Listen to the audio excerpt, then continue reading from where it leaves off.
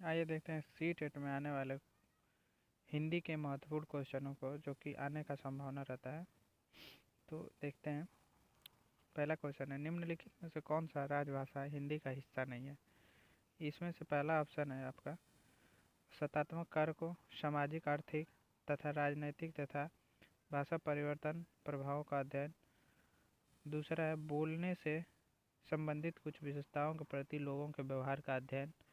तीसरा है बोलचाल की भाषा में ध्वनियों का अध्ययन। चौथा है समाज में बोली के बारे में सामान्य दृष्टिकोण। इसमें से सही ऑप्शन हो जाएगा तीसरा। इसका ऑप्शन है तीसरा सही। अब अगले क्वेश्चन पर चलते हैं। दूसरा क्वेश्चन है, राष्ट्रीय पाठ्यचर्या रूपरेखा 2005 में बनाने की सिफारिश करता है। कौन करता है? पहला ऑप्शन है मातृभाषा, दूसरा है क्षेत्रीय भाषा, तीसरा 8वीं अनुसूची में शामिल कोई भी भाषा, चौथा है अंग्रेजी। इसका सही ऑप्शन होगा आपका मातृभाषा। इसका सही ऑप्शन हो जाएगा मातृभाषा। चलिए अगले क्वेश्चन पे चलते हैं। तीसरा क्वेश्चन है, शिक्षार्थी केंद्रित कक्षा कौन सी होती है। इसका पहला ऑप्शन है जिस कक्षा में अध्यापक निर्णय लेते हैं और आत्मनिर्भर होते हैं। दूसरा, जिसमें अधिगम का समग्र उत्तरदायित्व अध्यापक होता है पर किसी भाषा को अनुदेशन माध्यम।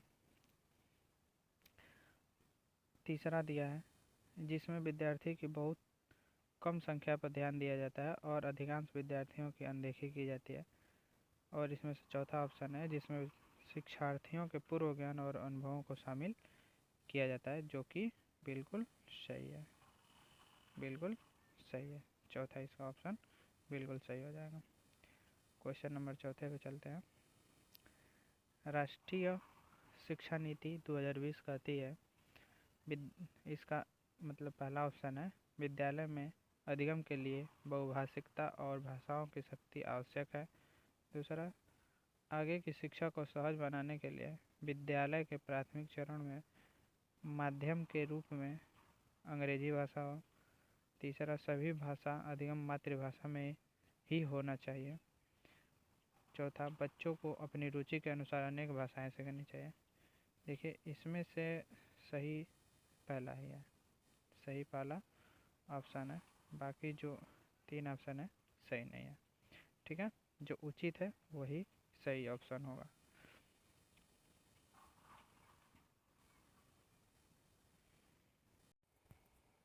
चलिए चलते हैं पांचवें क्वेश्चन पे। पांचवा क्वेश्चन है, निवेश परिकल्पना अनुशंसा करती है कि भाषिक निवेश भाषिक दक्षता के वर्तमान स्तर से अधिगम प्रतिफलों को सही तरह से प्राप्त करने के लिए आदर्श है। तो इसके लिए चार ऑप्शन दिया गया है। ऑप्शन है एक चरण पीछे, दूसरा एक चरण आगे, तीसरा बहुत आगे, चौथा है समांतर। ये पूरा नहीं हो पाया है तो ये होगा आपका समांतर। ये होगा आपका समांतर। तो इसका सही आंसर होगा, इसका सही आंसर होगा दूसरा। दूसरा एक चरण आगे। चलिए छठवा देखते हैं। छठवां, किसी भाषा की उपभाषिक विशेष के संबंध में कथन अ और व पर विचार कीजिए। अ दिया है, ध्वनि की प्रबलता सिर्फ वह नहीं है जो आप कहते हैं, बल्कि वह है कि आप कैसे कहते हैं। ठीक है, मतलब कि जैसे ये दिया है कि ध्वनि की प्रबलता सिर्फ वह नहीं है जो आप कहते हैं, बल्कि वह है कि आप कैसे कहते हैं, उसको कहने का तरीका कैसा है। इसका मतलब ये हो गया। ब है स्वर शैली का अर्थ, मतलब स्वर शैली का अर्थ है आवाज़ या भाषण में विभिन्नता। मतलब आपकी आवाज़ में या जब भाषण दे रहे हैं, चाहे किसी मंच पे आप कह रहे हैं, तो उसकी विभिन्नता क्या है। इसके लिए आंसर आपका सही हो जाएगा। इसके लिए आपका आंसर सही होगा तीसरा।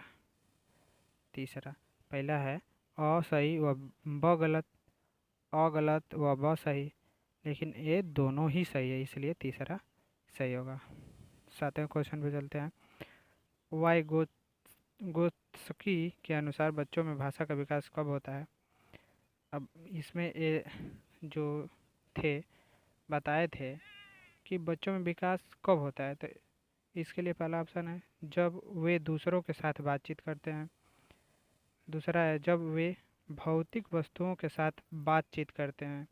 तीसरा, जब वे स्वयं से बातचीत करते हैं। चौथा है, जब वे चुपचाप रहते हैं। तो ऐसा तो संभव नहीं है। ये तो तभी होता है जब वो एक दूसरे से बातचीत करेंगे। तो इसके लिए पहला ऑप्शन सही हो जाएगा। चलिए 8वें क्वेश्चन पे चलते हैं। 8वां क्वेश्चन है, भाषा के अंत क्रियात्मक मॉडल के बारे में विषम कथन का चयन करें। विषम कथन का चयन करें मतलब इसमें से कौन सा कथन एक दूसरे से भिन्न है। तो इसके लिए पहला ऑप्शन है, पारस्परिक संबंधों के प्रति समझ बनाने के रूप में भाषा। दूसरा, व्यक्तियों के बीच परस्पर सामाजिक लेन देन करने के साधन के रूप में भाषा। मतलब कि जब हम लेन देन कर रहे हैं तो एक दूसरे से जो भाषा का आदान प्रदान होता है, चाहे बात करते हैं जिस भाषा में, वो। तीसरा ऑप्शन है, प्रमाणिक संदेश देने और प्राप्त करने के साधन के रूप में। जब कोई प्रमाण देता है या संदेश प्राप्त करता है तो उसके साधन के रूप में जो हम भाषा का यूज करते हैं उसका। या चौथा ऑप्शन है, व्याकरण और शब्दावली के परस्पर संबंध को स्थापित करने के साधन के रूप में भाषा। तो इसके लिए चौथा ही ऑप्शन आपका सही होगा, चौथा ऑप्शन। ठीक है, चलिए 9वें क्वेश्चन पे चलते हैं। 9वां क्वेश्चन है, भाषा से क्या अभिप्राय है। भाषा से अभिप्राय क्या है, भाषा क्या है। तो बस पहला ऑप्शन है, भाषा विज्ञान की व्यवस्था है। दूसरा, व्यवस्थाओं की व्यवस्था है। भाषा जो है व्यवस्थाओं की व्यवस्था है। तीसरा है, विकासात्मक व्याकरणात्मक व्यवस्था है। चौथा, अक्षर और ध्वनियाँ हैं। तो इसमें से आपका सही होगा ऑप्शन नंबर 2। ठीक है, चलिए आगे चलते हैं 10वें क्वेश्चन पे। 10वें क्वेश्चन पे 10वां क्वेश्चन है, भाषा के साथ संलग्नता से क्या आशय है। संलग्नता से क्या आशय है। चलिए पहला ऑप्शन है, शिक्षार्थी भाषा के नियम सीखते हैं। दूसरा, अध्यापक भाषा अधिगम के लिए शिक्षार्थियों के कैडेन या काम करते हैं। शिक्षार्थियों के काम करते हैं, शिक्षार्थियों के लिए काम करते हैं, ये मिसप्रिंट है। ठीक है, चलिए आगे देखते हैं तीसरा ऑप्शन। तीसरा ऑप्शन है, शिक्षार्थी शब्दों और वाक्यों का अर्थ समझे बगैर उन्हें डिकोड करते हैं। ठीक है, चौथा है, शिक्षार्थी भिन्न भिन्न उद्देश्यों के लिए भाषा का प्रयोग करते हैं और सीखते हैं। तो सही ऑप्शन आपका चौथा ही होगा। ठीक ना, कि शिक्षार्थी भिन्न भिन्न उद्देश्यों के लिए भाषा का प्रयोग करते हैं और उसको सीखते हैं। ठीक है, चलिए 11वें क्वेश्चन पर चलते हैं। शिक्षा राष्ट्रीय शिक्षा नीति 2020 के अनुसार शिक्षा का क्या ढांचा था। ठीक है, मतलब जो 2020 शिक्षा नीति लाया गया है उसमें जो शिक्षा की ढांचा है क्या माना गया है। तो 5+3+3+4 यानी कि 5 वर्ष, फिर 3 वर्ष, फिर 3 वर्ष, फिर 4 वर्ष की होगी। और दूसरा है 2+3+3+4 या 2+5+3+2+2 या चौथा 5+3+3+2+2। लेकिन इसमें सही ऑप्शन आपका पहला ही होगा, पहला ही होगा। ठीक, चलिए बराबर। शिक्षिका ने कक्षा 4th के विद्यार्थियों को 6-6 के समूह में बांटा और उन्हें बिना अंत वाली एक लघु कथा दी। उसका अंत नहीं था, एक छोटी सी कथा सुनाई जिसका कोई अंत नहीं था। उसके बाद उसने कल्पना करने, चर्चा करने, अंतिम रूप देकर कहानी का अंत लिखने के लिए कहा। मतलब उन्होंने कहा, जो शिक्षिका थी उन्होंने कहा कि उसका अंत बच्चों को लिखने के लिए कहा। तो वो कल्पना करके लिखें, आपस में चर्चा करके लिखें, जैसे भी लिखें। इस गतिविधि के द्वारा शिक्षिका उनके किस कौशल का विकास कर रही है। तो पहला है नियंत्रित लेखन, दूसरा है निर्देशित लेखन, तीसरा नीचे होगा, तीसरा है रचनात्मक लेखन, चौथा है उत्पादन लेखन। तो इसके लिए आपका रचनात्मक लेखन होगा। ठीक है, इसके लिए आपका होगा रचनात्मक लेखन। ऑप्शन नंबर तीसरा ही सही है। चलिए आगे चलते हैं 13वें पर। 13वां है, निर्देशित रचना सामान्यतः किस पर प्रस्तुत करनी चाहिए। जो निर्देशित रचना है सामान्यतः किस पर प्रस्तुत करनी चाहिए। पहला है औरक्त स्तर पर, आरंभिक स्तर पर, किशोरावस्था के स्तर पर, वयस्क स्तर पर।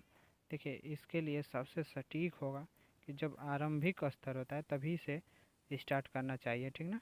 तो इसके लिए दूसरा सही है, ठीक है।